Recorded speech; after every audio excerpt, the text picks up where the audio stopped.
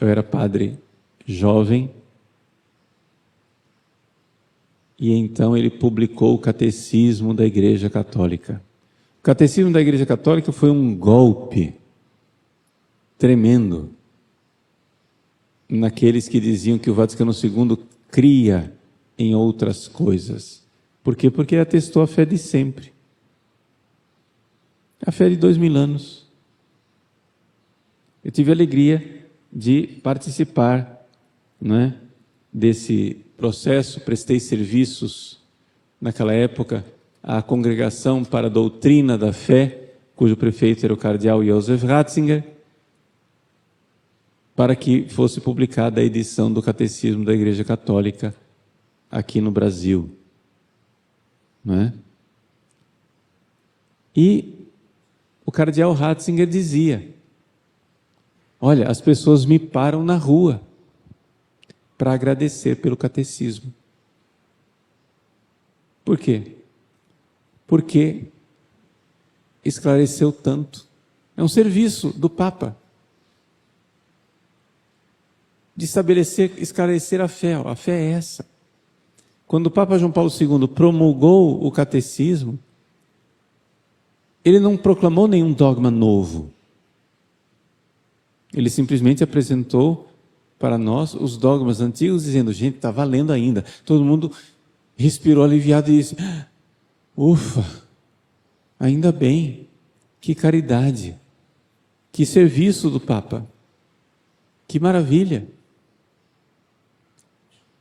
É para isso que então existe a Cátedra de Pedro. A Cátedra de Pedro é para confirmar a fé de sempre. Não é para dar opiniões teológicas, porque os papas podem ter opiniões teológicas.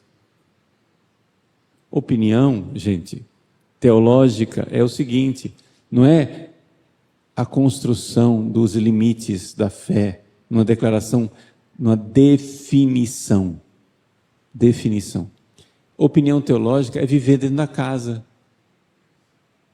Ah, vamos mudar essa mesa daqui, vamos colocar ali. Não mudou a essência do edifício. Só muda internamente as coisas. A gente respeita as decisões do Papa, mas nós que moramos dentro da casa podemos também discordar de certas coisas que o Papa faz. Sempre na obediência, sempre no respeito. Normal. Normal. Por quê? Porque o importante é a unidade da fé daquilo que foi definido. Definido. O que foi definido não se toca. O Papa João Paulo II, por exemplo, definiu que o sacerdócio não pode ser concedido às mulheres. Na Constituição Apostólica, Ordinatio Sacerdotales, o Papa João Paulo II disse: eu, usando o poder das chaves, digo, a igreja não tem poder de ordenar mulheres. E ordenou que todos os teólogos parassem de discutir essa questão, porque isso é definido. Ele colocou uma estaca, pá, até aqui é católico, daqui para lá você está cometendo uma transgressão. Está entendendo?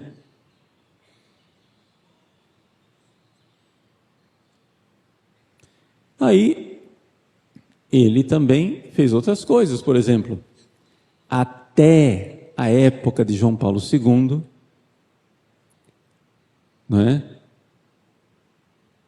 Ele insistia que os coroinhas, vou usar a palavra coroinha para não confundir com acólito instituído, não é? Que os coroinhas, ou acólitos, como queira chamar, eram somente homens.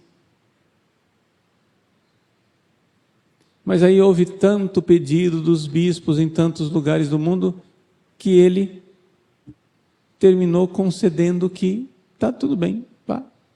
Se vocês querem mesmo, então façam coroinhas mulheres. Mas isso é uma coisa que tranquilamente nós podemos concordar ou discordar, porque não foi uma definição. Não sei se dá para ver a diferença. Isso não é uma definição. Ele definiu que nunca uma mulher pode ser ordenada sacerdote. Isso está definido, porque Jesus escolheu 12 apóstolos, os 12 apóstolos eram homens e acabou.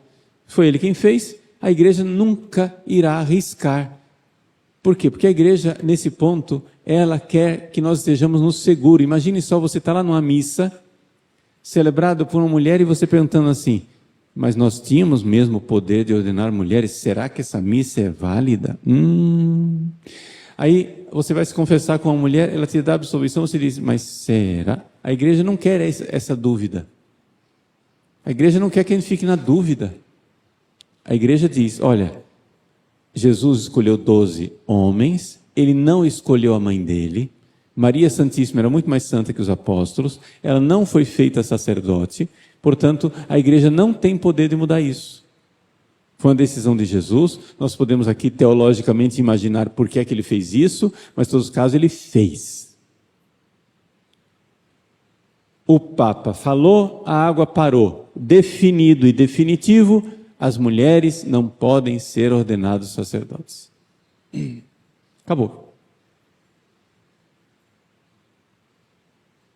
Ah, padre, mas o Papa Francisco mandou estudar a ordenação de diaconisas, de diaconia. Sim, mas diácono não é sacerdote, então isso ainda não foi definido.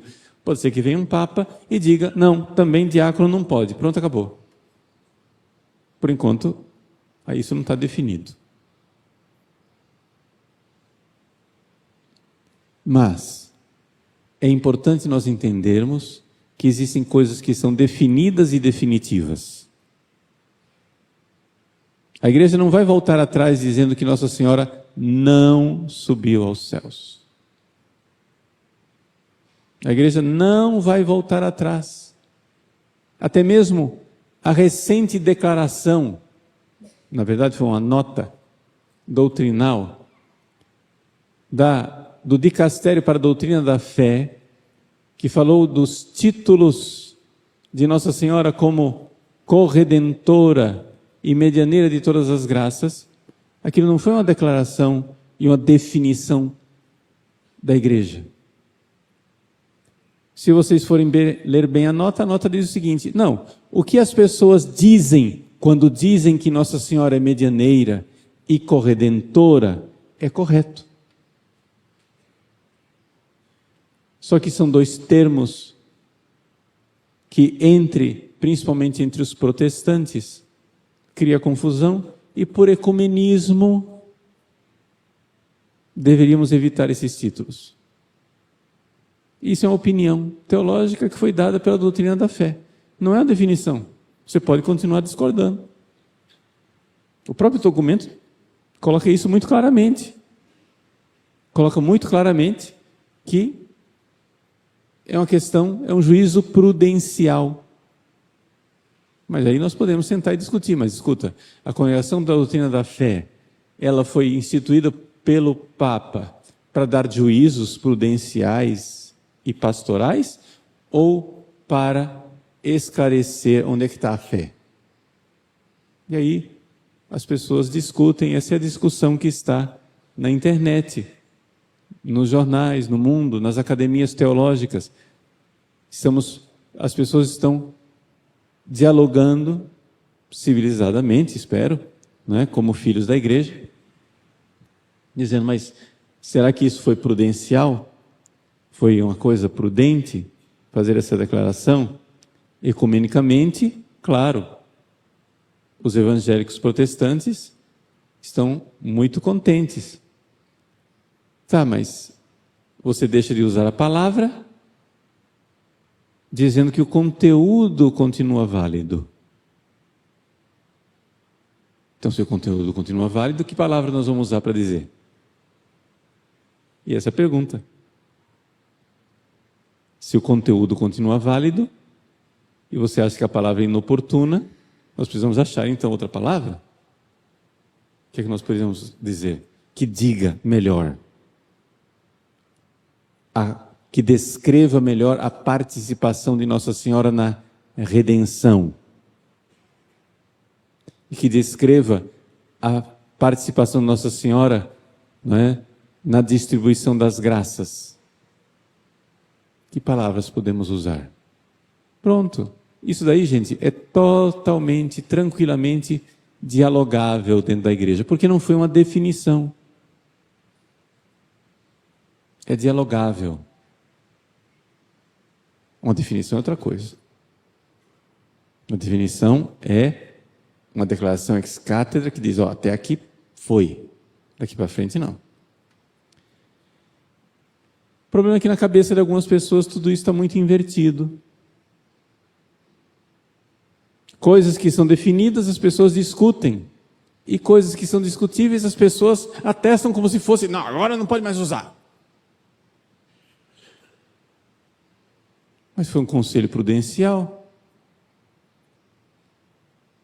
um conselho pastoral. Conselho você pode seguir ou não seguir. Exatamente porque é um conselho pastoral e prudencial. O que é que nós vamos fazer com os séculos de história onde, por exemplo, catedrais, paróquias, municípios são chamados de medianeira? Vamos apagar esses séculos de história? Como é que nós vamos fazer? Vamos esperar que nos esclareçam, não é? Porque eu posso tranquilamente, com todo o respeito e acatamento do mundo, dizer, tá, é um conselho doutrinal. Esse conselho precisa ser melhor ilustrado. Por exemplo, séculos e séculos de doutores da igreja, teólogos e papas chamando Nossa Senhora de medianeira e corredentora. Num parágrafo 17 da nota, está tudo ali resumido, mas não respondido. O que é que nós fazemos com esses séculos? Então, foi uma decisão que nós respeitamos, porque vem de um dicastério ligado ao Papa. E a gente não pode tratar isso com sarcasmo, com falta de respeito, não. Nós devemos receber com acatamento. Com acatamento. Mas podemos também dizer que essa nota precisa ser melhor esclarecida, porque nos deixou perplexos. O que é perplexidade? É quando você vê que séculos diziam uma coisa, de repente tem uma coisa aqui que parece que não funciona. Então cabe à autoridade magisterial responder a essas nossas dúvidas. Nós, como filhos da igreja, podemos dizer, olha, eu li, não entendi como que as duas coisas encaixam. Respeitosamente, o senhor podia esclarecer melhor? Lembrando que não foi um documento diretamente do Papa, foi um documento de um dicastério do Papa. Então só digo isso porque, para acalmar os corações das pessoas e para ensinar para as pessoas qual é a correta atitude diante do magistério papal. Nós precisamos, como filhos da igreja, compreender que a nossa fé, não é, verdadeiramente se volta para a cátedra que está em Roma. Hoje celebramos a festa da Catedral do Papa, para aquela cadeira de Pedro, para aquela Santa Sé, aquela santa cadeira. Se voltam os olhares esperançosos dos católicos, esperando que os papas continuem sempre, e crendo que os papas continuarão sempre, definindo a nossa fé caridosamente, colocando aquilo que é a definição. Isso não quer dizer que tudo que um papa faz, ou que a Cúria Romana faz, é infalível. Não quer dizer isso. A igreja nunca creu nisto. O infalível é quando se põe as balizas dos limites da igreja. Parede, coluna, está aqui, pronto. O que se faz dentro da casa pode ser modificado. O que você não pode é sair da casa. Então a igreja faz coisas prudenciais e oportunas, mas às vezes faz coisas que a gente pode julgar que pastoralmente foi inoportuno, mas que nós respeitamos. Estou dizendo isso daqui para que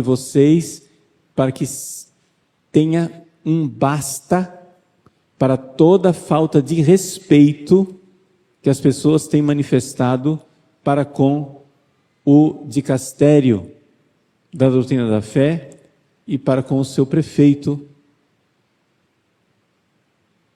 o cardeal Fernandes.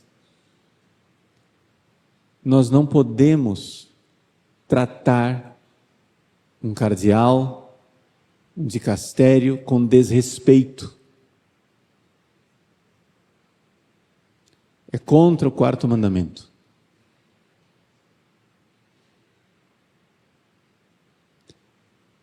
Respeito. Mas não quer dizer que tudo que aquela pessoa faz é infalível e não pode ser melhorado.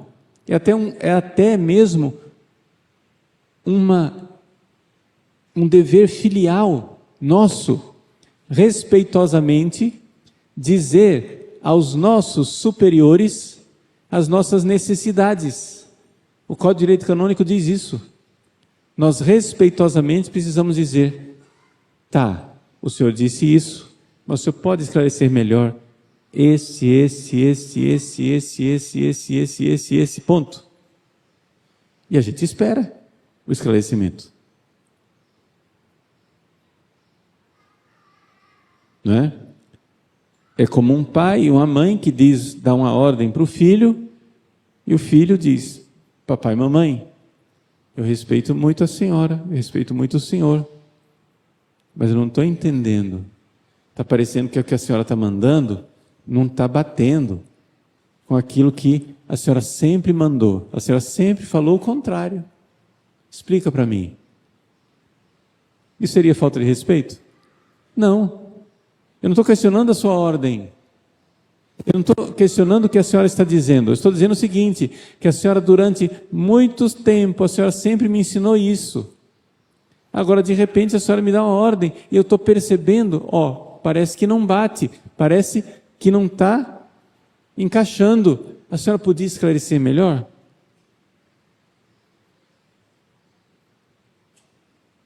Isso é muito respeitoso, não é? Mas é nosso dever dizer isso aos sagrados pastores, quando a gente vê que uma manifestação parece que não está em sintonia com aquilo que sempre foi dito. E esperar o esclarecimento. Esperar uma palavra, né, que ilumine, que diga, que dirima as nossas dúvidas. Então, isso é somente um esclarecimento transitório, mas é o que fica e é fundamental que na Santa Missa de hoje nós tenhamos muita clareza. Nossa fé é uma fé que está na fé de Pedro. Todos os olhos se voltam para aquela cátedra em Roma, de Pedro que disse: Tu és o Cristo, o Filho de Deus vivo. De Pedro para o qual Jesus fez uma aparição especialíssima na ressurreição. De Pedro para o qual Jesus prometeu: Non prevalebunt. As portas do inferno não prevalecerão. Nós queremos então pedir a Deus nosso Senhor, pelo Santo Padre o Papa Leão XIV, pelos seus colaboradores, então que prevaleça a fé católica e a grande gratidão de coração, de ser católico, apostólico, romano.